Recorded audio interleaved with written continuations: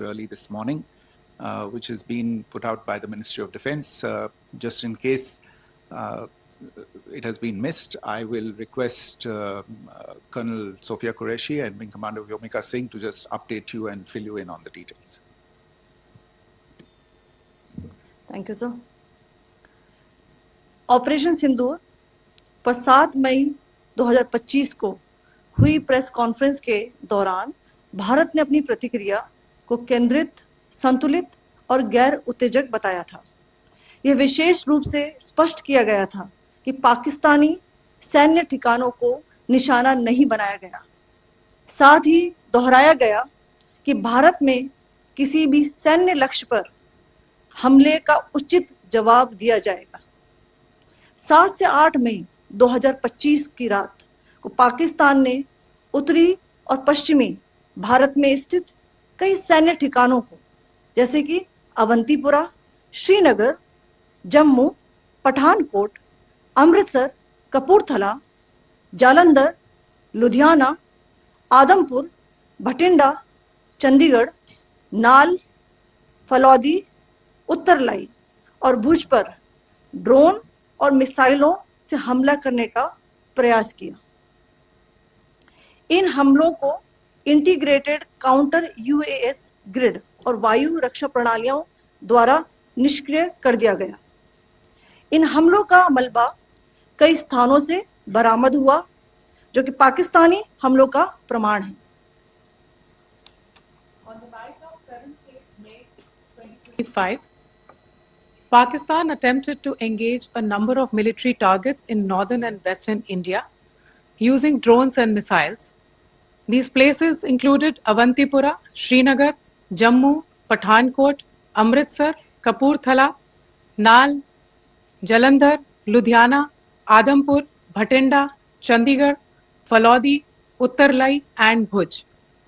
These were neutralized by the integrated counter unmanned aerial system and other air defense systems. The debris of these attacks is now being recovered from a number of locations that prove the Pakistani attacks. आज सुबह भारतीय सशस्त्र बलों ने पाकिस्तान के कई स्थानों पर वायु रक्षा रडार और प्रणालियों को निशाना बनाया। भारत की प्रतिक्रिया समान क्षेत्र में समान तीव्रता के साथ की गई। यह विश्वसनीय रूप से ज्ञात हुआ कि लाहौर में स्थित एक वायु रक्षा प्रणाली को निष्क्रिय कर दिया गया। Today morning, Indian Armed Forces targeted air defense radars and systems at a number of locations in Pakistan. Indian response has been in the same domain with the same intensity as Pakistan. It has been reliably learnt that an air defense system at Lahore has been neutralized. Pakistan ने नियंत्रण रेखा पर आकरण गोलीबारी की तीव्रता बढ़ा दी है, जिसमें कुपवाड़ा, बारामूला, उरी, पुंछ, मेंढर और राजौरी क्षेत्रों में मोर्टार और भारी तोपखाने का इस्तेमाल किया जा रहा है। Pakistan has increased the intensity of its unprovoked firing across the line of control using mortar and heavy calibre artilleries in areas in Kupwara, Baramulla, Uri, Poonch, Mendhar and Rajouri sectors in Jammu and Kashmir. 16 innocent lives have been lost, including 3 women and 5 children, due to the Pakistani firing. Here too, India was compelled to respond to bring mortar and artillery fire from Pakistan to a halt. Indian Armed Forces reiterate their commitment to non-escalation, provided it is respected by the Pakistan military. Jai Hind.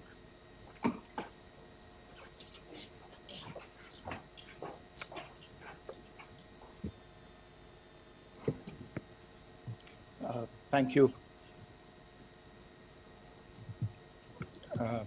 Friends, this is, as I said, further to the briefing that was provided yesterday and some of the updates that have been just provided by Colonel Qureshi and Wing Commander Singh. I thought that we would just put some of the aspects related to the events that started on 22nd April with the barbaric terror attack in Pahalgam into further context, because there is a certain amount of commentary that has happened with regard to the events since then. And more than the commentary, there has been a lot of disinformation that has been directed at us from across the border. So a few things that I would like you to keep in mind. First of all, there is mention on all sides of escalation. I think the first point that you have to keep in mind is the attack of 22nd April in Pahalgam is the original escalation. ये जो सिलसिला है जो हम देख रहे हैं आज की घटनाओं को लेके, ये 22 अप्रैल के पहलगाम के हमले से शुरू हुआ है. एस्केलेशन वहां पे हुआ है और उस एस्केलेशन का जवाब भारतीय सेना ने, भारतीय फौज ने कल अपने एक्शन से दिया है. Secondly, I want to invite your attention to the involvement of the group calling itself the Resistance Front in these attacks. I pointed this out yesterday that this is a group that is a known front for the well-known Pakistan-based terrorist organization, Lashkar-e-Taiba. The group has been reported earlier. I mentioned to you about the Indian authorities providing information to the UN 1267 Sanctions Monitoring Committee. And in fact, we are going to be meeting with the team again very soon, and we will be providing an update to the information that we have provided earlier. But what is interesting, दिलचस्प बात यह है कि संयुक्त राष्ट्र की सुरक्षा समिति में जब पहलगाम के हमले को लेके एक प्रेस वक्तव्य जारी करने की बात चल रही थी, तो आप सोचिए किस देश ने टीआरएफ का, द रेजिस्टेंस फ्रंट का उसमें मेंशन किया जाना, उसको अपोज किया, पाकिस्तान ने. This was after the fact that the TRF claimed responsibility for this attack not once but twice, within a few hours after the incident on the 22nd of April, and then again on the morning of 23rd April. And it is perhaps only after the full gravity of the incident was realized by its masters and handlers across the border that it was managed to back off from this claim. Obviously, that retraction doesn't convince anybody. तीसरी चीज जो मैं आपसे कहना चाह रहा था, और कर्नल कुरैशी और विंग कमांडर सिंह ने कल भी बड़े स्पष्ट शब्दों में और आज भी आपसे ये बात साझा की है. जो भारतीय रिस्पॉन्स है वो नॉन एस्केलेटरी है, प्रिसाइज है, सटीक है, मेजर्ड है और कंसिडर्ड है. Our intention has not been to escalate matters. We are only responding to the original escalation, as I said, and our response has been targeted, precise, controlled and measured. Only no military targets have been selected. Only terrorist infrastructure in Pakistan has been hit. Now, there are, as I said, a number of issues that have been raised in commentaries, and there's a lot of, as I said, unfounded disinformation and fabrication that has come from across the border. And I would just like to use this opportunity to set the record straight on some of these issues. The first of these is Pakistan trying to wash its hands off any and all involvement with terrorism. I think the Pakistani information minister said there are no terrorists in Pakistan. And I think he was challenged on that in the television program that he was appearing on. But even if I partially repeat myself from yesterday, I think Pakistan's reputation as the epicenter of global terrorism is rooted in a number of instances where concrete evidence is available, not just to India, but to governments and authorities and agencies around the world. There are several terrorist attacks around the world where Pakistani fingerprints have been found. I don't need to belabor the point with regard to this audience about where Osama bin Laden was found and who called him a martyr. Pakistan has also for decades pursued cross-border terrorism into India with impunity. And as I said yesterday also, in order to deliberately mislead the international community, they claimed that the terrorist Sajid Mir was dead. They came under pressure, and Sajid Mir was then brought back to life, arrested, and is now apparently in Pakistani custody.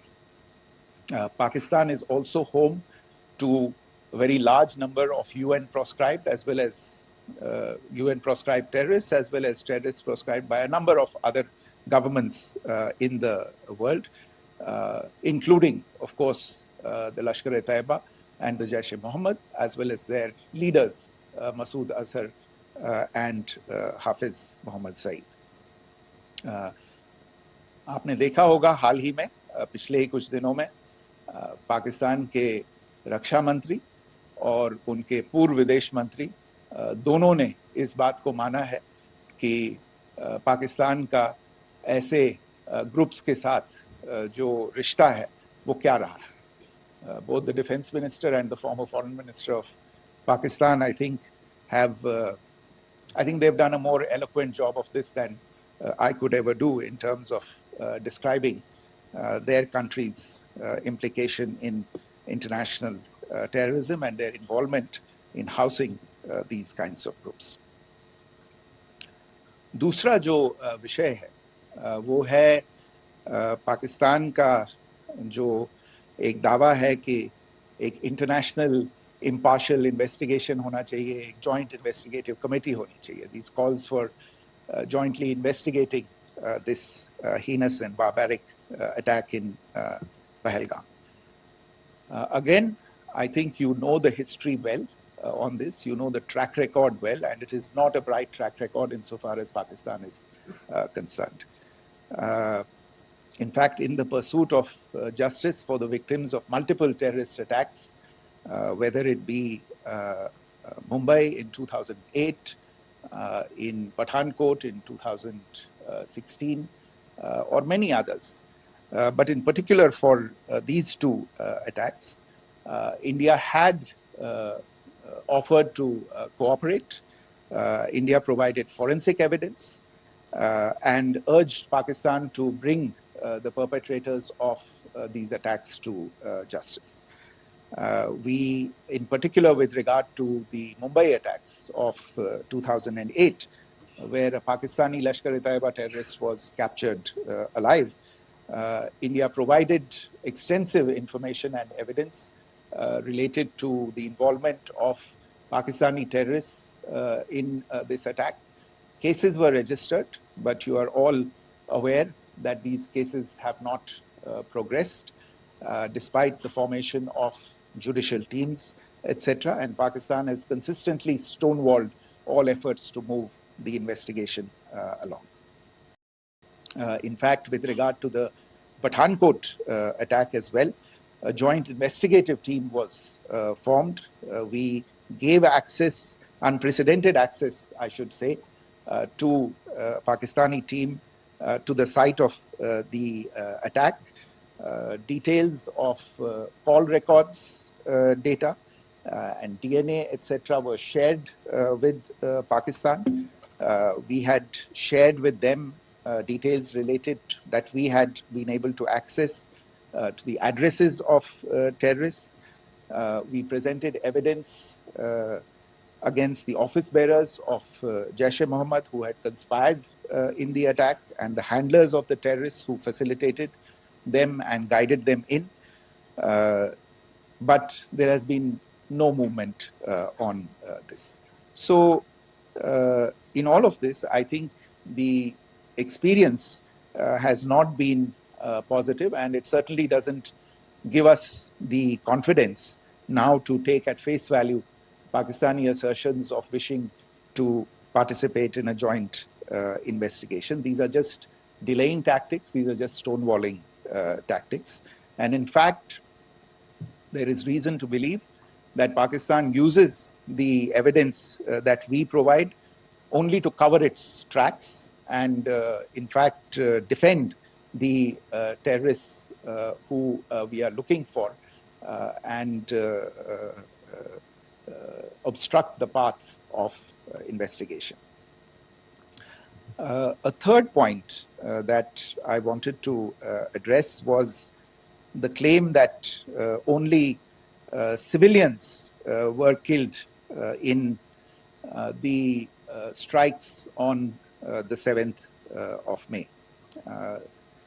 We have made the point very clearly that all attacks on the morning of 7th May were against carefully selected terrorist infrastructure, terrorist targets.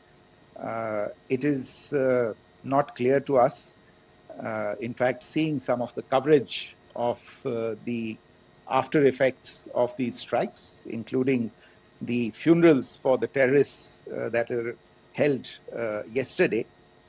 I think a lot of you have seen the reports and the coverage on media. If only civilians, if any civilians were killed in these attacks, I wonder what message this picture actually sends to all of you. This is a question that is worth asking. It's also odd that the funerals of civilians are carried out with the coffins being draped in Pakistani flags and state honors being accorded. As far as we are concerned, the individuals eliminated at these facilities were terrorists. Giving terrorist state funerals may be a practice in Pakistan. Doesn't seem to make much sense to us. Pakistan has also claimed that India deliberately attacked religious sites. This is completely false again.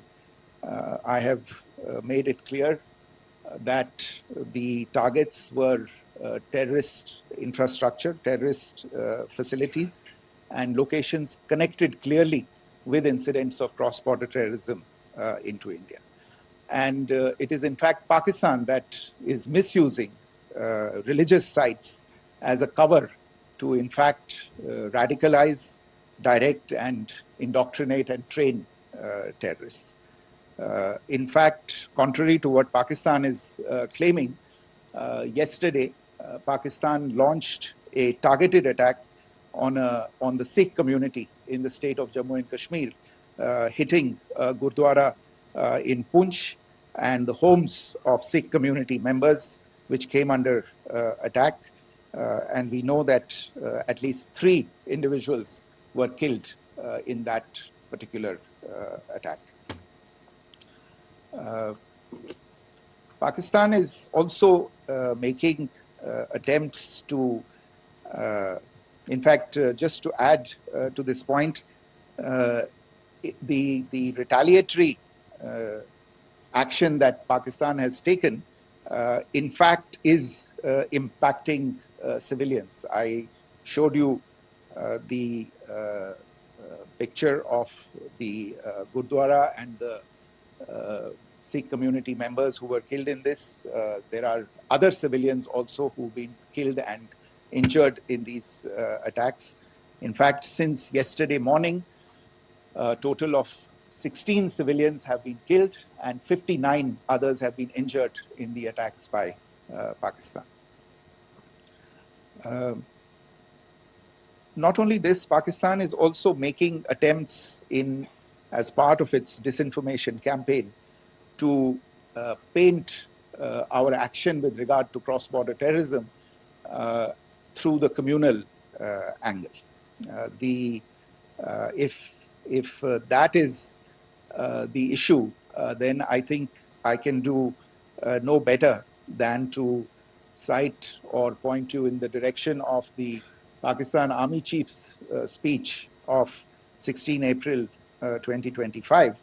I think that is the last word in communal rhetoric. And in the Pahalgam attack itself, you are aware of the kind of religious profiling that was done there. And perhaps there is a linkage between these two events. I can only say that these nefarious designs will not be allowed to succeed in India. And it is to be noted that people from all faiths, all religions, all regions in India have unequivocally, not just in India, but around the world, have condemned these attacks. The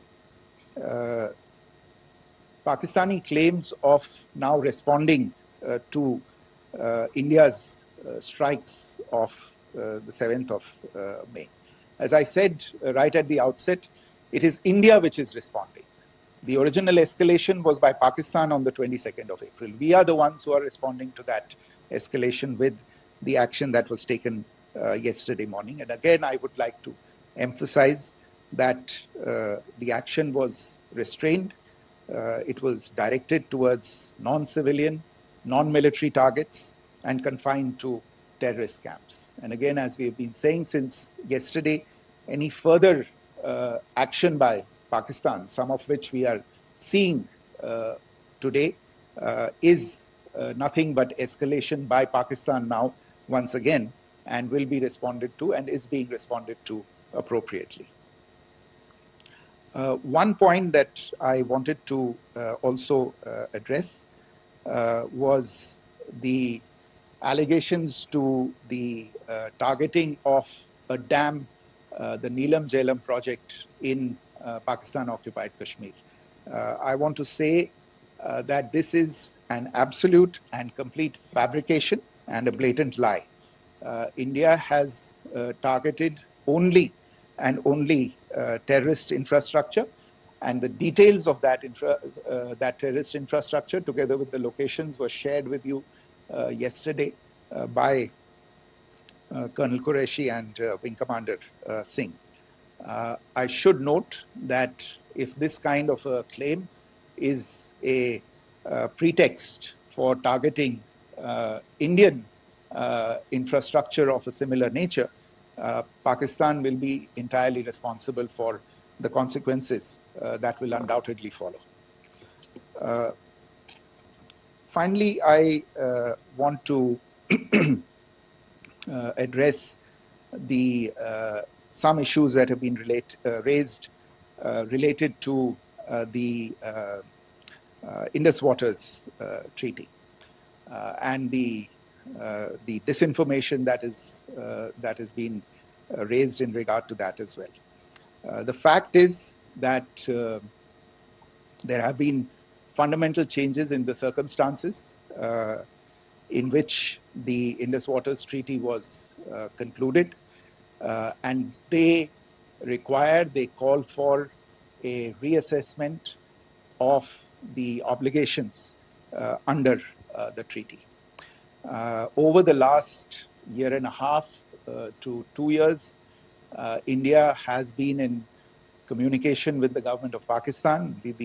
We've sent several notices to them requesting for negotiations to discuss modification of the treaty. India has for 6+ decades now honored the treaty, even during periods when Pakistan imposed multiple wars on us, and even when relations were adversarial. Pakistan is the one that has been acting in violation of the treaty, deliberately creating legal roadblocks in India exercising its legitimate rights on the Western rivers. Any projects that India sought to build on the Eastern rivers, and even on the Western rivers, which we are allowed to by the treaty, were always challenged by Pakistan, thereby hampering our rights to utilize our legitimate waters under the treaty. In fact, if you see the preamble of the treaty itself states that the treaty was concluded in a spirit of goodwill and friendship. Mark those words, concluded in a spirit of goodwill and friendship. ये भारत का धैर्य और भारत की सहनशीलता है जो 65 साल से हम इतनी प्रोवोकेशन के बावजूद इस ट्रीटी को निभा रहे हैं. However, as has been made clear earlier as well, Pakistan has not responded to our requests to enter into negotiations for a reassessment of the obligations under the treaty. A number of conditions have changed. This is a treaty that was based on the engineering techniques of the 50s and the 60s. We are living through the first quarter of the 21st century. Technological changes and technological advancements have to be taken into account. There are demographic changes. There are climate changes that have taken place. There is the imperative of clean energy. And of course, the terrorism that Pakistan has wreaked in the state of Jammu and Kashmir itself has hampered India's ability to exercise its rights under the treaty. Pakistan's persistent refusal to respond to our requests to enter into government-to-government negotiations on the modification of the treaty is, in a sense, itself a violation of the treaty. And therefore, India has taken the step of putting the treaty in abeyance until Pakistan abjures irrevocably its support for cross-border terrorism. Maybe I'll stop there. I mentioned earlier yesterday as well that this is an evolving situation. I would therefore ask all of you to be considerate and restrained. It will not be possible for us or my colleagues from the armed forces to share operational details at this point in time. Beyond that, if you have any questions, may I have time for only a few, and I'll try to answer those questions. Okay, I give the floor to Rishabh. One Secretary, good evening. This is Rishabh from Times Now. I just wanted to understand, as per the press release that has been released earlier today, it says that we have successfully hit at the air defense of Lahore. Does it give our forces a better chances if in case of further escalation? And are there other air defense places as well at strategic location that were targeted? Rishabh, you are violating the first rule that I set out at the end of my remarks. The press release that has been issued by the Ministry of Defense today speaks for itself. It is related to operational matters. It's been released by the Ministry of Defense. As more information becomes available, it will be released at the appropriate time. Once again, please don't go into operational details at this point in time, because this is a constantly evolving situation. Yeah, go ahead. Foreign Secretary Smita Sharma, just wanted to ask, the Pakistani Minister Ishaq Dar in an interview has claimed that the national security advisors of India and Pakistan have spoken to each other. If you could confirm or deny, and is complete severance of diplomatic ties with Pakistan also on the table? I have no information with regard to contacts between the two national security advisors. Insofar as diplomatic relations are concerned, you've seen the steps that were announced in response to the following the meeting of the Cabinet Committee on Security on the 23rd of April. There are no further steps that are under consideration at this moment in time. Here, go ahead. Foreign secretary, मेरा नाम मनीष है, मैं TV9 Bharatvarsh से हूं, और आपने खुद ही बताया कि कितना मिस इन्फॉर्मेशन क्रॉस बॉर्डर से आ रहा है, बल्कि ऐसा लग रहा है जैसे पाकिस्तान के प्राइम मिनिस्टर और डिफेंस मिनिस्टर तक भी प्रोपेगेंडा करने में मिस इन्फॉर्मेशन में आ गए हैं। वो कई बार तो ये तक दावा करते हैं कि हम 3 राफेल हमने गिरा दिया, इतने हमने मिग गिरा दिए, और जब उनसे पूछा जाता है तो वो कहते हैं कि सोशल मीडिया में हमने ये सब चीज़ें देखी थी।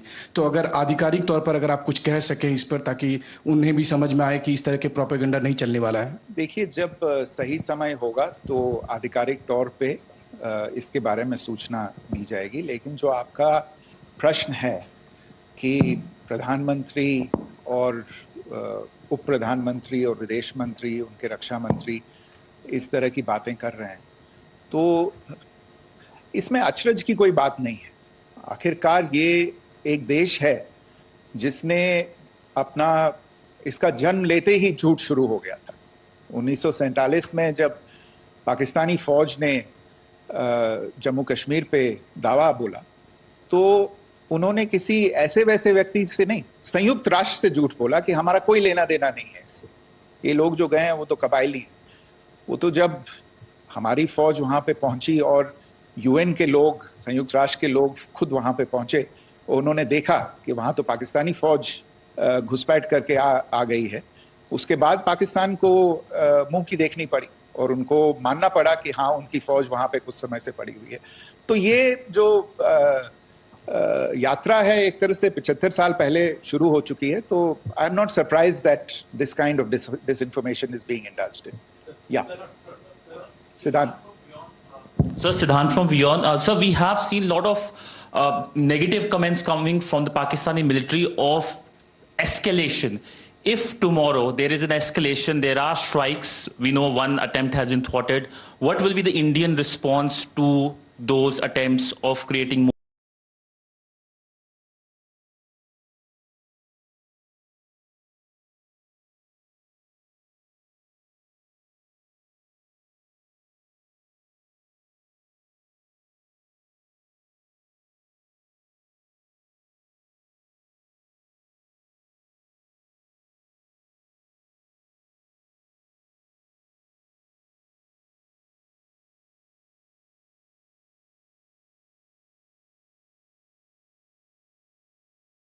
Escalation, because it is looking like it's going towards more escalation. And my second question is, are any other world powers, essentially the P5 countries, the West Asian countries, reaching out to de-escalate the current situation?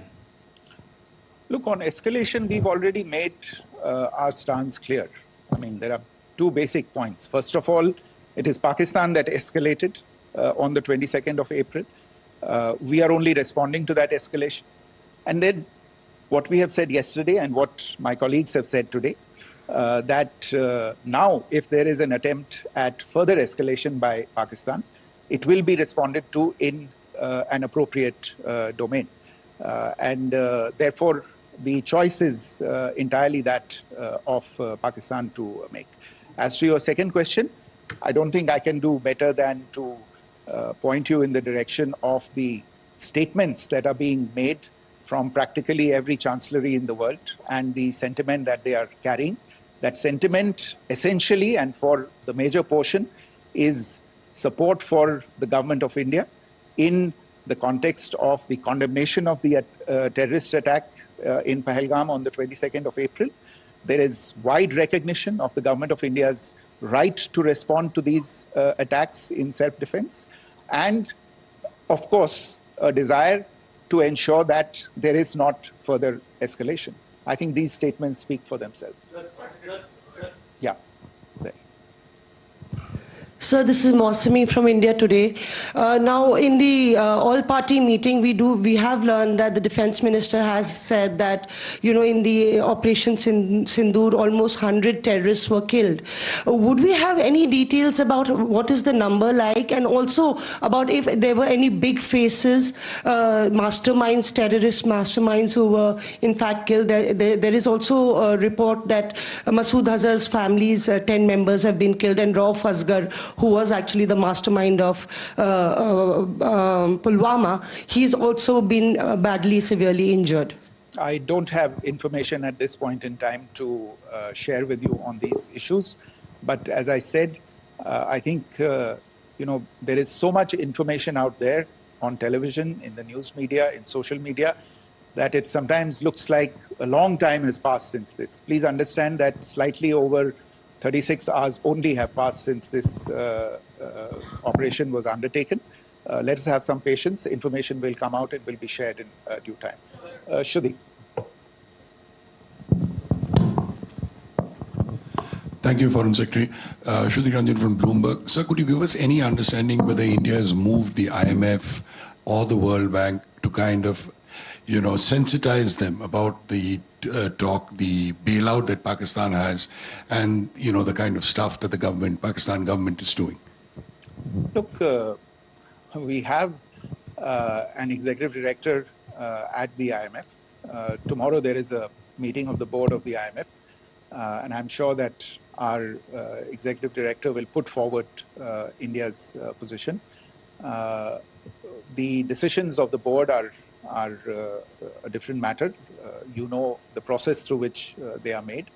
But I think the case with regard to Pakistan should be self-evident to those people who generously open their pockets to bail out this country. And since you are from Bloomberg, I think you would have the data on how many IMF bailout programs have been, very good, thank you, have been sanctioned in the space of the last 3 decades.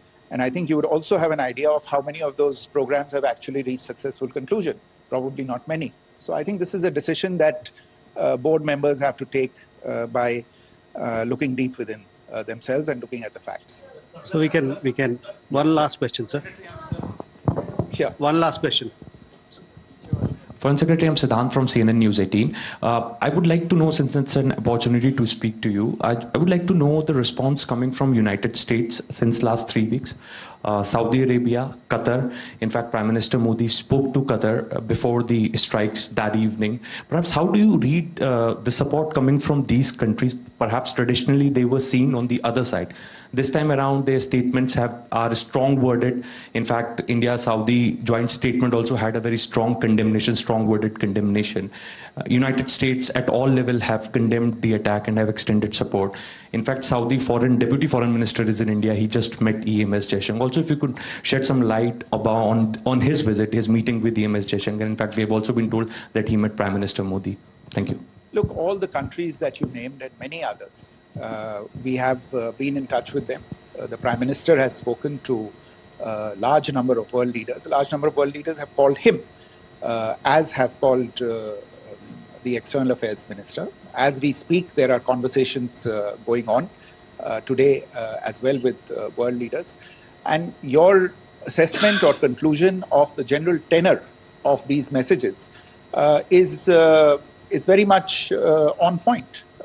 And I think this is a recognition of the fact, firstly, of the barbaric nature, the unprecedented nature and character and features of the attack in Pahalgam, and a recognition of India's right to respond to this, and also a recognition of the fact that in responding, we have been nothing but responsible and have done so in a restrained, in a measured, and in a non-escalatory manner.